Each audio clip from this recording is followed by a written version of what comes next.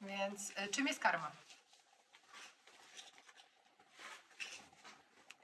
A z poprzednich wcieleń, czy Karma w ogóle. doświadczenie? Konsekwencje?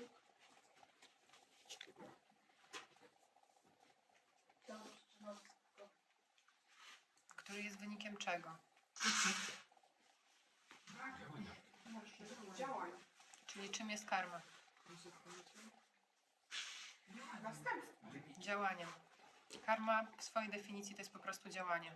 Każde działanie jest karmą. Każde działanie jest karmą. Więc jak patrzymy na to z perspektywy kreacji wszechświata i tego, w jaki sposób świadomość, która jest nieporuszona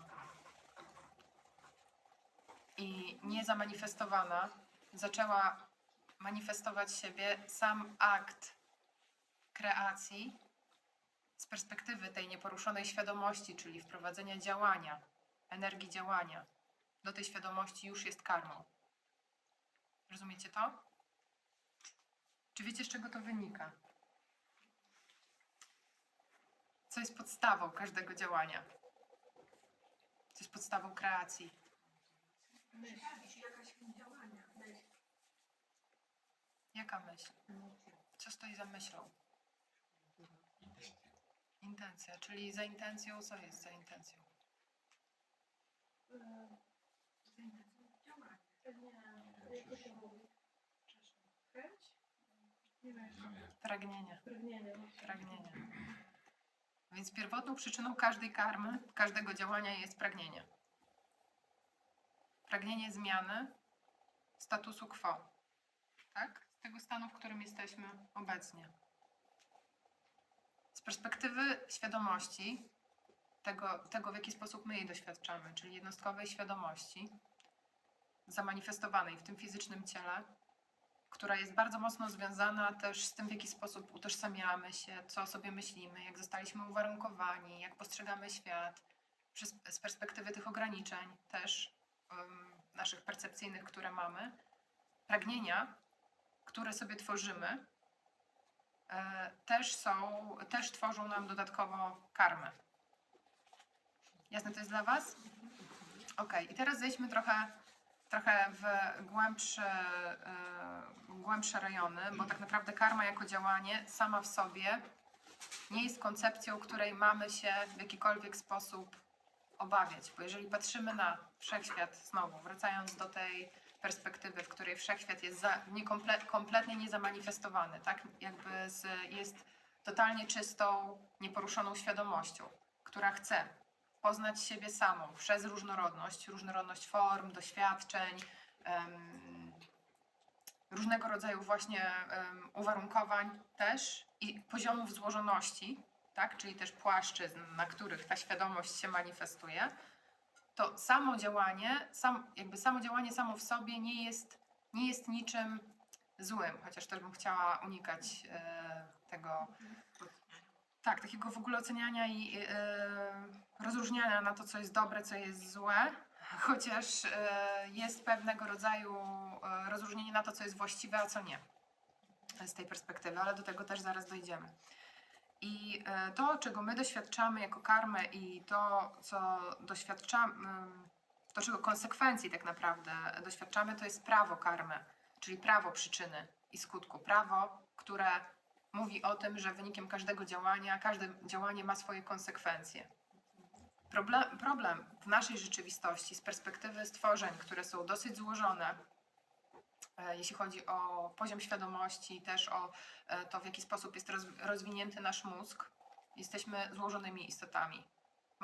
Odczuwamy szerokie spektrum emocji, jesteśmy w stanie analizować informacje intelektualnie, tak? Też możemy się przemieszczać pomiędzy różnymi poziomami świadomości. Funkcjonujemy na różnych płaszczyznach, utożsamiamy się z różnymi rzeczami, więc jako matka mogę chcieć czego innego, ale jako kobieta, która, nie wiem, załóżmy, zajmuje się ogrodnictwem, mogę mieć inne pragnienia, tak? Więc pragnienia i poziomy pragnień, których doświadczamy z poziomów różnych ról, które pełnimy i w społeczeństwie, i też wewnętrznie, z którymi się utożsamiamy, będą generowały nam różne rodzaje karmy. Teraz już karmą będziemy nazywali konsekwencje tego, co nas spotyka. I generalnie każdy z nas, jak tutaj jesteśmy, z racji tego, że jesteśmy w fizycznej formie i istniejemy, tak samo jak każda inna forma życia, to jest też drzewo, to jest też zwierzę, to jest też mały mikroorganizm, to jest też kamień nawet. I stąd w ogóle wzięła się praca z kryształami, bo one też jakby są reprezentacją pewnego rodzaju świadomości. Nieważne jak małą, ale każda istniejąca forma ma świadomość w sobie tego, że żyje, tego, że istnieje, tego, że jest. Jako przejaw świadomości. Każda forma, którą widzimy.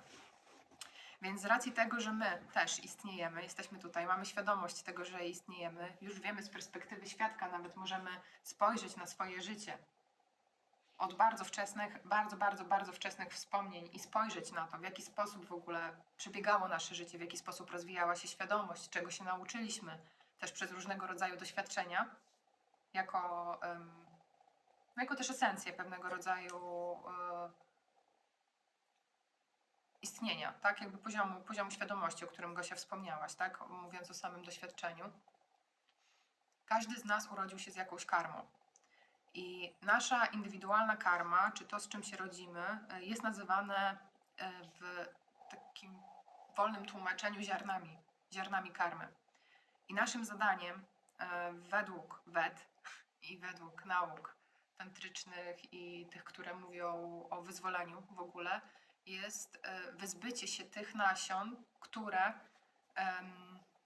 spowodowały, że odrodziliśmy, że się po prostu odradzamy, że cały czas cykl odradzania się i śmierci, życia, śmierci, cierpienia, ignorancji trwa i jest zasilany. I to brzmi bardzo łatwo i w ogóle jakby jako koncept jest ekstra. Problem polega na tym, że większość z nas w ogóle nie ma świadomości tego jaką ma karmę. W ogóle nie ma świadomości. Doświadczamy pewnych wydarzeń w naszym życiu jako konsekwencji wydarzeń, które być może wydarzyły się w poprzednich życiach, a być może są wynikiem umowy, którą zawarliśmy z innymi duszami,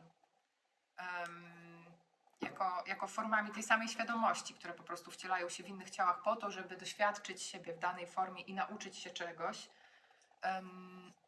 Natomiast jakby myślę, że warto by było, żebym teraz skupiła się tylko i wyłącznie na tych ziarnach, z którymi przychodzimy, jako wynik działań z naszych poprzednich wcieleń. Już o tym wspominałam wcześniej, że wiele z tych rzeczy, które blokują nas, w szczególności przed rozwojem, i przed transformacją szeroko rozumianą, mają związek z momentem śmierci, czyli samym momentem przejścia z jednego życia do drugiego. Natomiast w dużej mierze śmierć w formie, jakiej jej doświadczamy, jest wynikiem tego, w jaki sposób żyliśmy.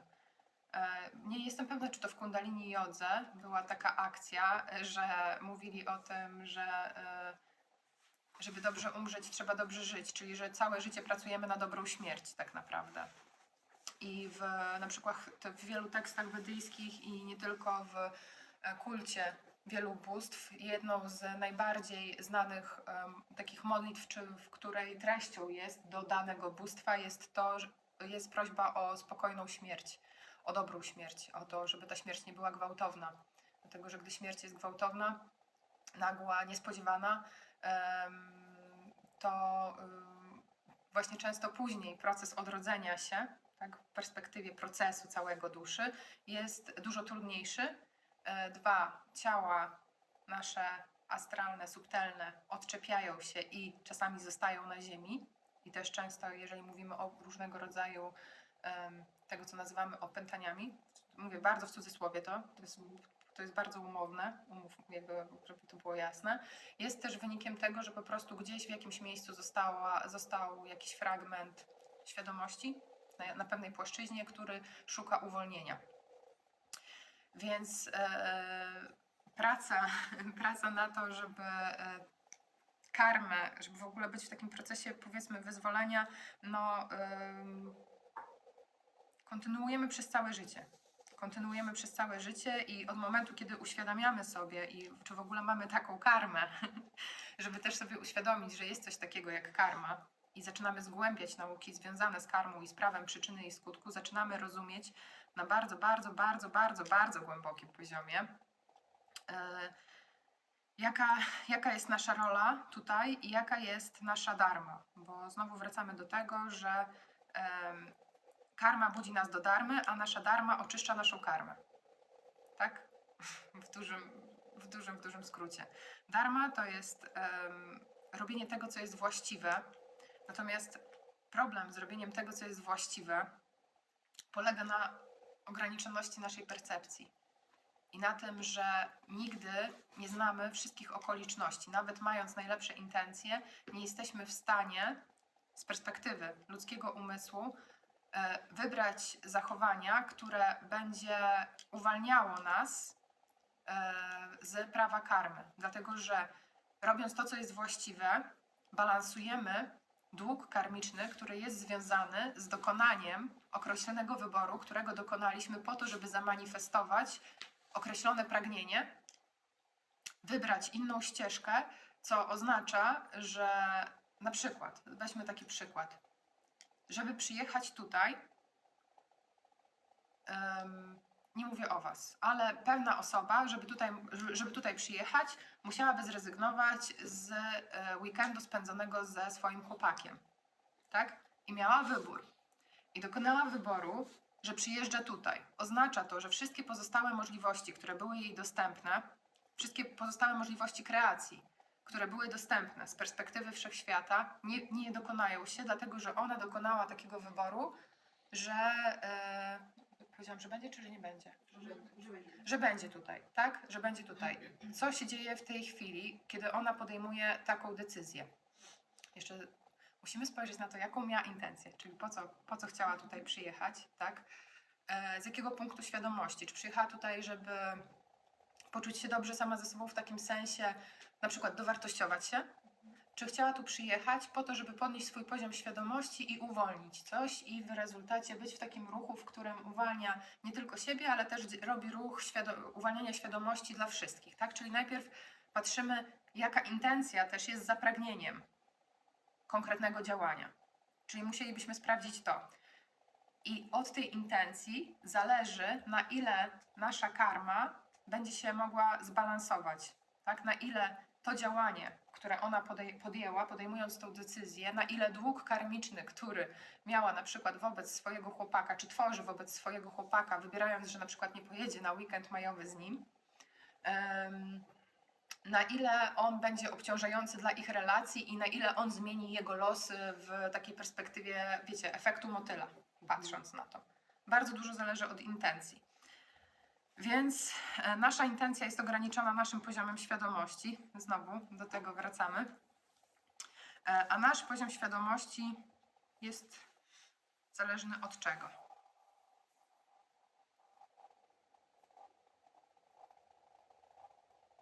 Od doświadczenia. Z pracy. Od jakiej pracy? Włożonej rozwój.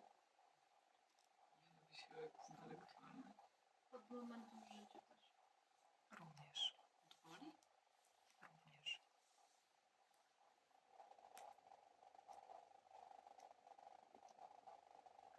Też od naszej karmy.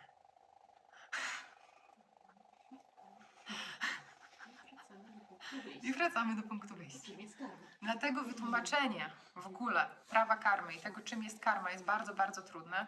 I niektórzy mówią, że jest wręcz niemożliwe z takiej perspektywy, dlatego że zawsze w pewnym punkcie wracamy do punktu wyjścia. Dlatego, że punktem wyjścia jest świadomość istnienia. I od tego,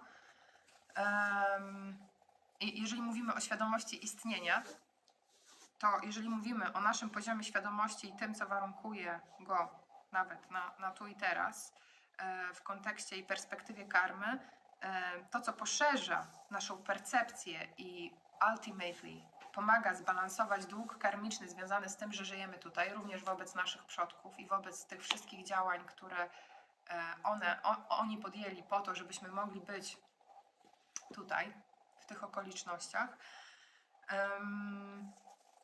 Zależy od tego, na ile mamy świadomość tego, że jesteśmy częścią jednego istnienia i na ile tą realizację, czy tą samorealizację siebie jako istnienia samego w sobie mamy, nie jako jednostkowej świadomości. Czyli znowu wracamy do tożsamości i do ego.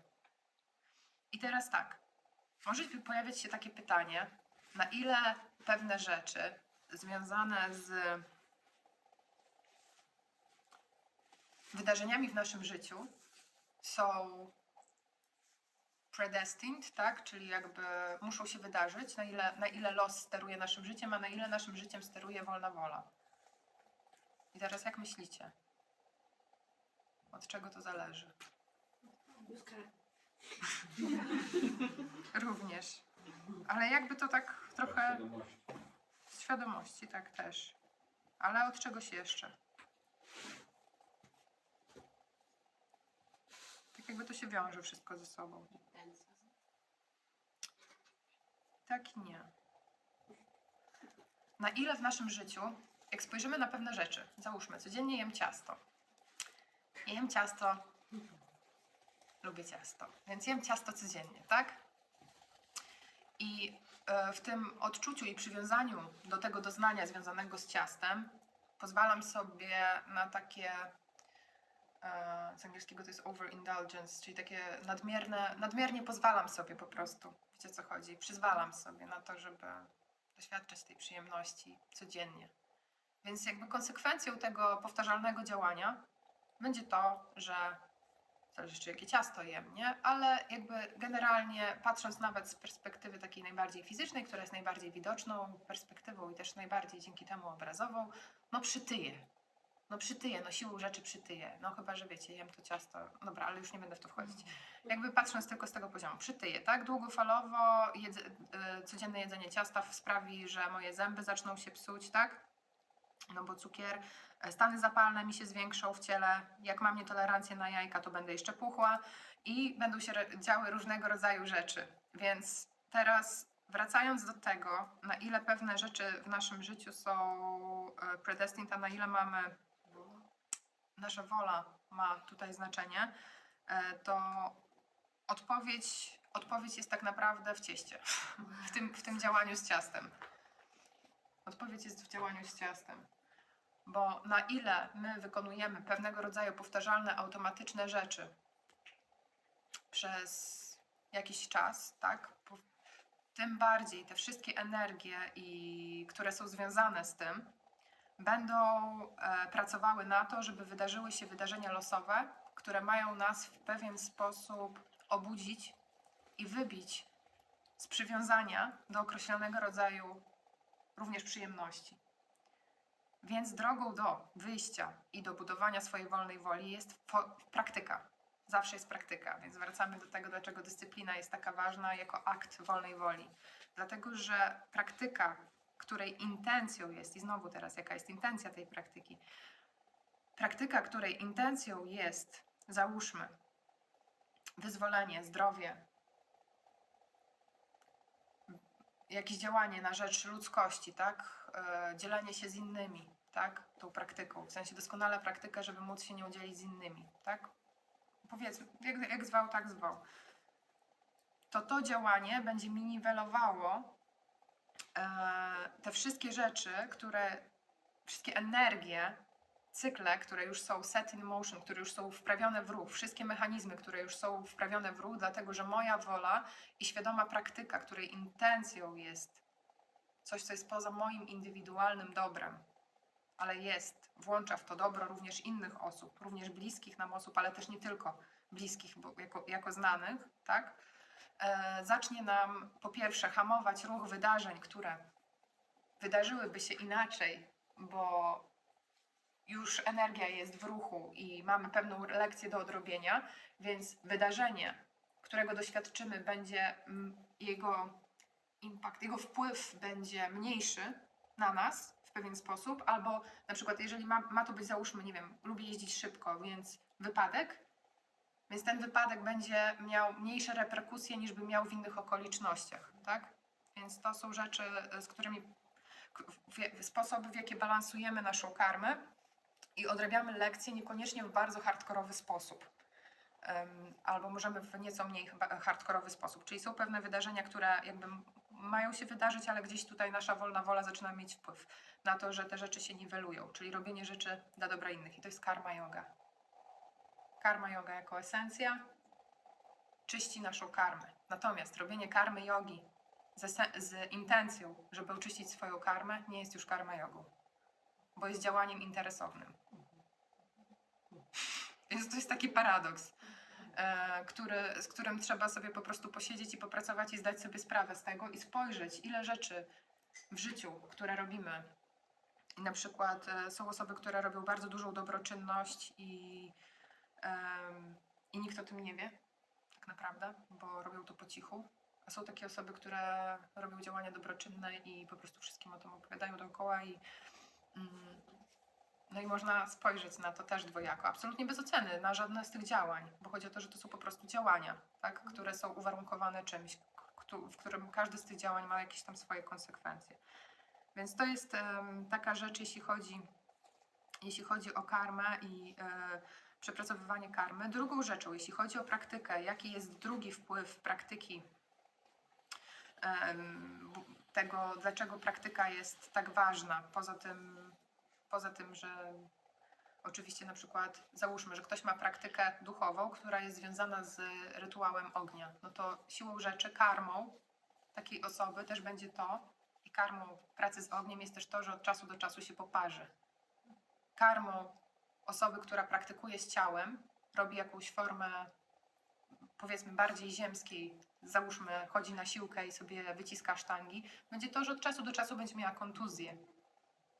Bo jakby to jest normalny efekt działania z danym elementem. Natomiast jeżeli intencja tych działań, czy tej praktyki i na przykład naturalnym efektem robienia pranayamy też mogą być wszystkie potencjalne konsekwencje jakby związane z ciałem, z tym, że czasami zrobimy hiperwentylację, tak? Że czasami nam się zakręci w głowie, że czasami zatka nam się nos, tak? Jakby te wszystkie rzeczy, które też się dzieją w związku z tym, że coś się zacznie dziać z gardłem, też jako efekt tego, jako element pracy z elementem powietrza. Naturalnym elementem karmy pracy z eterem to jest dźwięk, to jest praca z dźwiękiem, muzyka, będzie to, że właśnie znowu od czasu do czasu będzie jakaś sytuacja, która będzie, to jest po prostu cena, którą płacimy za podejmowanie działania, tak, że od czasu do czasu będziemy mieli problem z głosem. Więc to są wszystko naturalne elementy tego. Natomiast jakby wracając do samego tego, dlaczego ta praktyka jest jeszcze ważna, poza tym, że właśnie buduje wolną wolę, każdy rodzaj praktyki, chodzi o to, że każdy rodzaj praktyki wymaga od nas pewnego rodzaju poświęcenia. Bo dokonując jednego wyboru, znowu wracamy do tego, dokonując jednego wyboru rezygnujemy z czegoś innego. I jeżeli na przykład decydujemy się, że robimy daną praktykę i powiedzmy, no nawet się damy 15 minut w medytacji dziennie dla nowej ery, tak to nazwijmy, to naturalnym elementem karmy z tym akurat aspektem będzie to, że wszystkie te rzeczy, które w sposób stopniowy oczywiście, ale wszystkie te rzeczy, które były związane ze starą erą, zaczną nam odpadać. Bo po pierwsze, wchodząc świadomie w to, co nazywamy nową erą, zaczynamy tworzyć zupełnie nową rzeczywistość świadomie, tak? Czyli chodzi o to, że zaczynamy działać w sposób świadomy, co oznacza, że zamiast siedzieć przez 15 minut na stołku i oglądać telewizję, ja wybieram, że medytuję.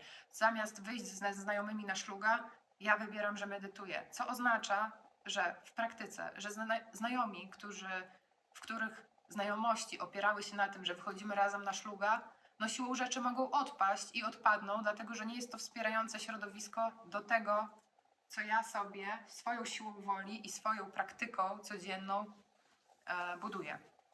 I to jest naturalna konsekwencja, ale też bardzo mocno zmieniająca karmę, tak? No bo jak wychodzę na szluga, no to wiecie, jaka jest konsekwencja tego, tak? Jest inna niż gdy idę i siadam do medytacji. Więc to jest wszystko i wyłącznie kwestia naszego wyboru w tym kontekście, jeśli chodzi o praktykę, której się podejmujemy.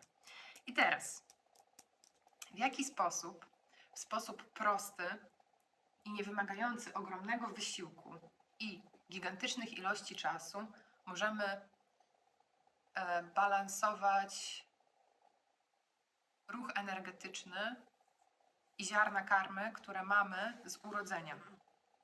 I oczywiście jedną z metod jest to, co my tutaj robimy i ta praca, którą robimy, i yoga, i wyjazdy,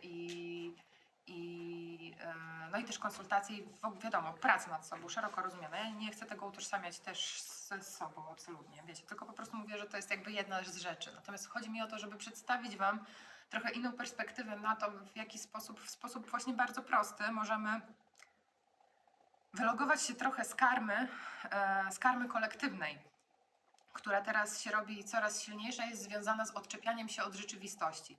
Bo jak spojrzymy na przykład na takich rishich czy joginów, którzy zdecydowali się na to, że wylogowują się z naszej rzeczywistości, to oni zrobili to w sposób zbalansowany. Dokonali tego aktu porzucenia wewnętrznie, tak? Pracowali nad swoją świadomością, zrealizowali się na jakiejś płaszczyźnie i to, że odcięli się, tak? Zdecydowali się na porzucenie życia takiego, jaki my znamy, społecznego, było wynikiem ich rozwoju świadomości. To, co się dzieje teraz, jak spojrzymy na to, jak rozwija się technologia i w jaką stronę idzie świat, i to, w jaki sposób konsumujemy treści, też elektroniczne, i to, co to robi z naszym układem nerwowym, i co to robi z naszymi relacjami, i to, co robi z młodzieżą, i w ogóle, jakby i ze świadomością, która cały czas przyspiesza, bo wymiana informacji jest tak szybka, tak?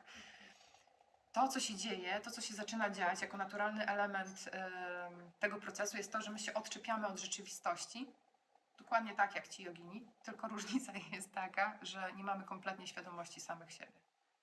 Więc to, co to generuje jeszcze większą karmę. Jeszcze większą karmę, która jest związana z tym, że to środowisko, które tutaj istnieje, czyli ta świadomość, która też ma karmę, Ziemia ma karmę. Skoro istnieje, to znaczy, że Ziemia też ma swoją karmę, ma swoją rolę. Skoro te drzewa istnieją, to znaczy, że też mają swoją karmę, bo istnieją. Że to wszystko, co ma karmę i też jakby nie istnieje tylko dla samego faktu istnienia, tylko istnieje też w służbie rozwoju świadomości, my się odcinając od tego wszystkiego, co jest, nie szanujemy kontraktu karmicznego, który mamy zawarty z tą rzeczywistością, w której jesteśmy tu i teraz. I jakie jest prawo karmy? Prawo karmy jest takie, że jeżeli my nie szanujemy kontraktu, nie szanujemy rzeczywistości, w której jesteśmy, nie szanujemy Ziemi, nie robimy małych działań na rzecz tego, żeby wszystko odbywało się w sposób pełen szacunku, jakby nazwijmy to tak po prostu prostymi słowami, nie upraszczamy naszego życia, tak? Nie sprowadzamy go z powrotem do naszej prawdziwej natury. To, co się zaczyna dziać, jak uciekamy od rzeczywistości, prawo karmy jest takie, że rzeczywistość dopadnie nas ze zdwojoną albo ze strojoną siłą. I to jest i piękne, i straszne jednocześnie. Natomiast takie jest prawo karmy też, które uczy nas szacunku. Uczy nas szacunku do wszystkich relacji. I tutaj ja nie mówię o tym, wiecie, z takiej pozycji, że ja wiem lepiej, bo to nie chodzi o mnie w ogóle, bo to, co Wam teraz proponuję i to, że przyszło mi to, żeby po prostu w ogóle zrobić taki talk na ten temat, jest wynikiem tego, że po prostu mam głębokie poczucie tego sama w sobie, bo uważam, że w ogóle wprowadzając świadomość tego tematu w ogóle do nas, to już abstrahując od tego, że to idzie dalej i że to będzie rosło i że też dynamika naszych relacji się zmienia i chodzi o to, żeby spojrzeć też jakby z tej perspektywy na relacje, które my mamy ze sobą. Ja Wam mówiłam od samego początku, że to nie ma przypadku, że my tu jesteśmy w takim gronie, a nie w innym. I że na pewnym poziomie, na poziomie utożsamienia i nieważne na jakim poziomie świadomości jesteście, czy siedzicie w nirwanie i przyjechaliście tutaj, żeby po prostu w służbie podnosić swoją wibracją nieosobową zupełnie, wiecie, jakby czy przyjechaliście tutaj w zupełnie innym celu, jakby nie ma znaczenia, to są ciała fizyczne tutaj obecne, skoro są fizyczne ciała obecne, to znaczy, że jest karma. I z racji tego, że jesteśmy tutaj właśnie w takiej fizycznej obecności, w tej fizycznej formie, chciałabym po prostu zaprosić nas wszystkich do tego, żebyśmy spojrzeli na to,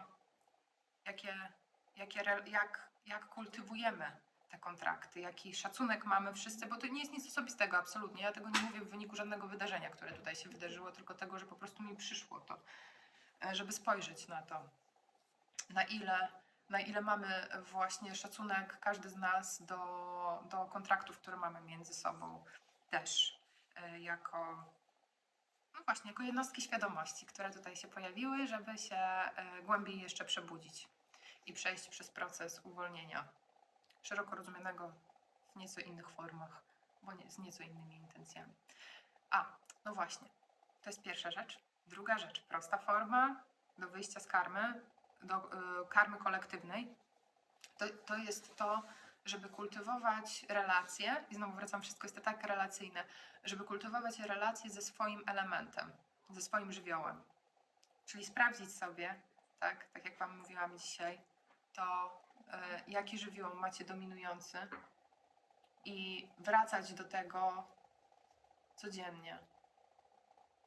Chociaż na chwilę, chociaż na 15 minut. Być w relacji ze swoim żywiołem. I co ta praktyka robi? Robi to, że sprawia, że zwalniamy, gdzie kolektywna karma jest teraz taka, że wszystko bardzo przyspiesza. I nie chodzi o to, że to zwalnia nam proces, tylko to zwolnienie wprowadza większą świadomość w to przyspieszenie. Więc to, co my oferujemy jako istnienie w relacji ze swoimi żywiołami, gdzie mamy wsparcie, tak? Też od większej siły, tak? Bo żywioł jest ogromny. No żywioł jest żywiołem, no żywioł jest żywiołem, jakby nie patrzeć, żywioł jest żywiołem i czerpiąc z tej mocy, którą jest dany żywioł też w sobie, jesteśmy w stanie po prostu być głębiej in service dla wszystkich. Dla wszystkich. I to jest taka prosta rzecz, którą każdy z nas może codziennie robić. Siedzieć z ogniem, patrzeć w ogień, bo gdy patrzymy w ogień, też pewne rzeczy nam się przepalają, umysł się stabilizuje. Też myślę, że warto by było, żebyśmy kiedyś robiliśmy na wyjeździe medytację z ogniem, z patrzeniem w świecę i chciałam Wam też to zaproponować. Się nazywa Tratakam w formie ognia. Jest super ta medytacja, tylko ją fajnie robić, jak jest troszkę ciemniej. Więc będziemy musieli poczekać. No i to chyba tyle, jeśli chodzi o to, co mi przyszło, żeby Wam przekazać. Jak mi się coś przypomni jeszcze, to Wam powiem. Czy macie jakieś pytania, uwagi, sugestie? Czy coś Was poruszyło? Nie, to poruszyło. Powiem Ci szczerze. Nie, bo ja wychodzę ze środowiska, z jakiego wychodzę i tam nie było tej spójności. No, myślę, że w wielu tam chrześcijańskich rejonach nie ma, że tu się uczy miłości bliźniego, a tutaj nie ma w praktyce, powiedzmy, a to jest ta spójność, do której ja dążę, żeby właśnie żyć w poszanowaniu. Także jak przyszłam i tutaj była gdzieś tam prośba o coś, to ja zawsze się takich próśb ludzi słucham i nawet ostatnio z siostrą poszłyśmy z telefonem i świeciłyśmy, że w razie było, żeby tam nikogo nie obudzić czy coś, bo to jest dla mnie jakby właśnie to jest ta integracja swoja, że dbałość też o szacunek do przyrody. Zbieram zioła, nie opitalam całej rośliny, zostawiam jej połowę liści. Tutaj rozmawiałyśmy z dziewczyną, żeby uszanować, że szkoda. I trzeba... Tak. I żeby właśnie ten szacunek do świata, do przyrody, do kamienia, do siebie nawzajem, że nie tylko właśnie w tej... I ta medytacja nawet, że faktycznie inna jest intencja, jak tak sobie pomyślałam, intencja, no nie wiem, żeby mi się powiedzieć, żeby kapiora wpadała, a inna jest, jeżeli ja na przykład przyjdę w tej medytacji i nawet pomedytuję za mojego męża, gdzie to już jest wtedy wysiłek na czyjąś korzyść, czy na korzyść świata, właśnie zmiany świata, to też jest takie właśnie to selfless, Tak. że nie dla siebie, tylko dla... I to też zmienia, no to jest takie coś, co mi się gdzieś tam łączy, coś, co właśnie jest niby w każdej religii, ale żeby to właśnie też wprowadzić w życie i być tym, no, żeby osiągnąć nirwanę, trzeba nią być. No, także to mnie poruszyło. W punkt. To jest właśnie piękne, Dagmara, dziękuję Ci, że się podzieliłaś, bo jakby z mojej perspektywy to, o czym Ty wszystko, to, tak jakby to wszystko, o czym Ty mówisz, to właśnie mówisz właśnie o Twojej integracji, Twojej integralności i o takim autentycznym życiu z serca, nie? Gdzie te wartości, znowu wracamy do tego, gdzie te wartości, które wyznajesz, one się przekładają na relacje ze wszystkim, nie tylko załóżmy z jednego rodzaju społecznością.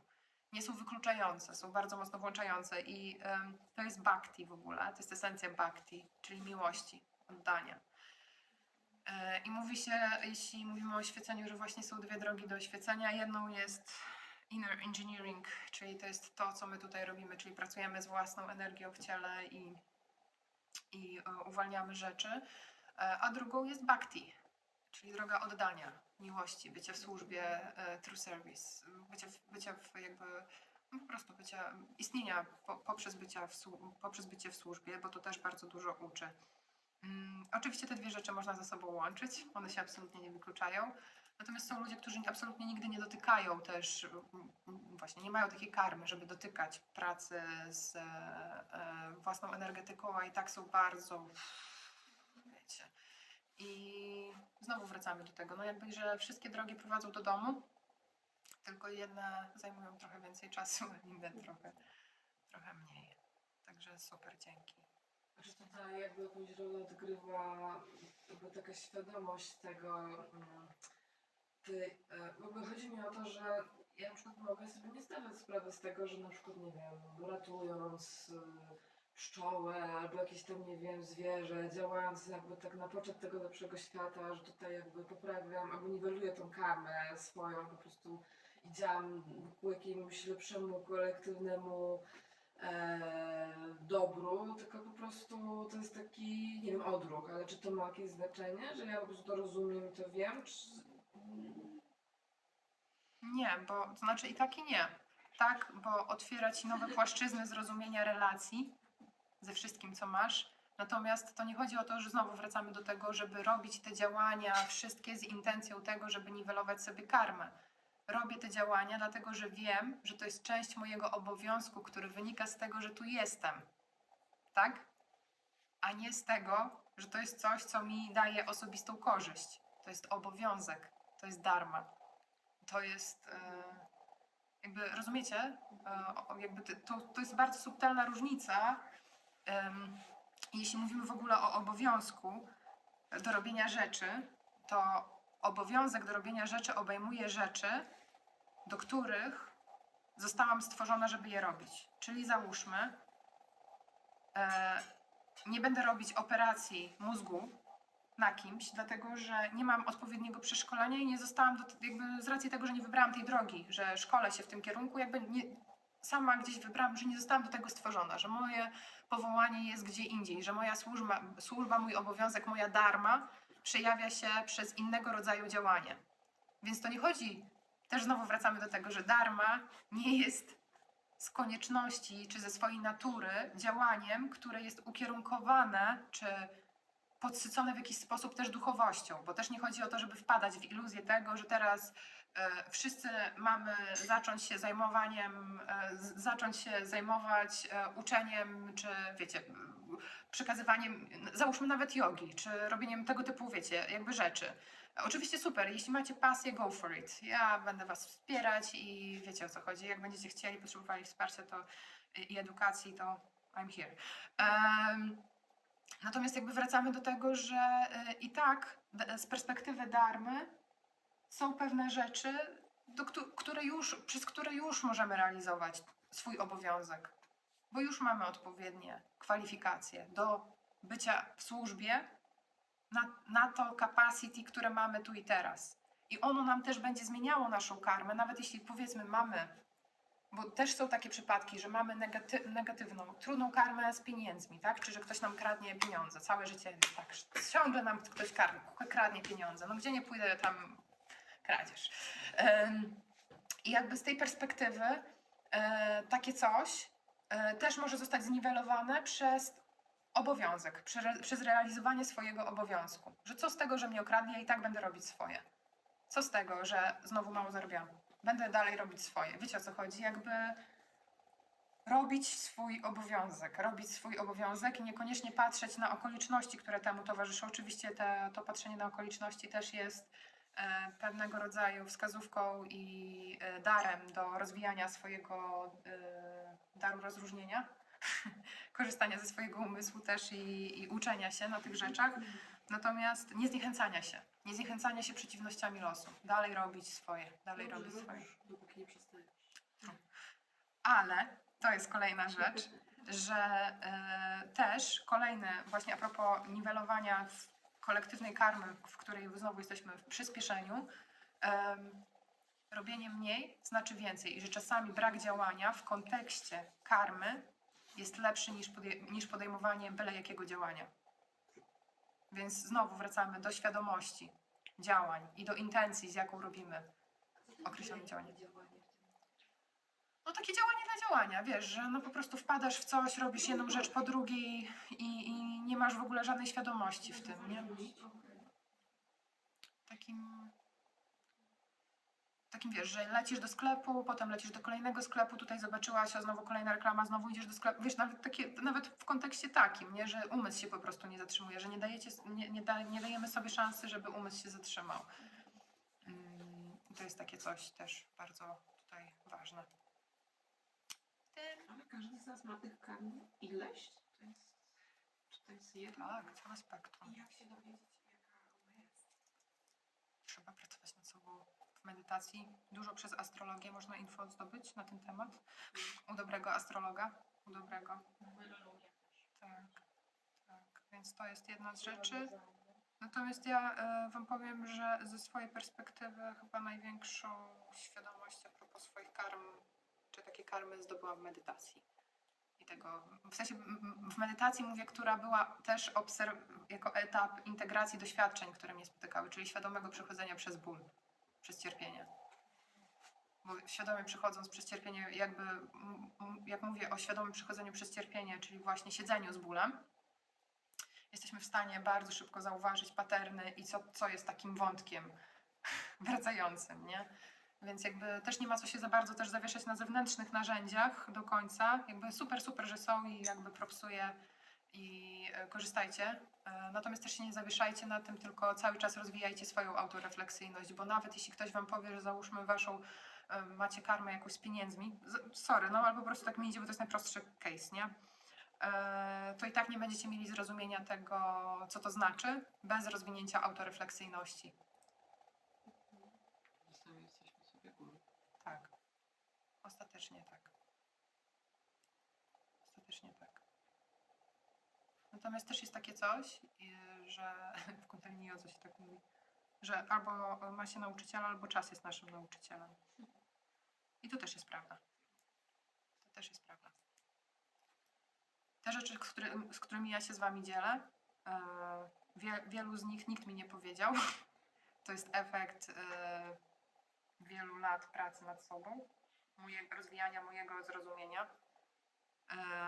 Natomiast guru powiedział mi jedną piękną rzecz a propos w ogóle pracy, że ta wiedza, żadna wiedza nie należy do nas i wynagrodzenie, które bierzemy za naszą pracę, bierzemy za czas, który poświęcamy na zdobycie tej wiedzy.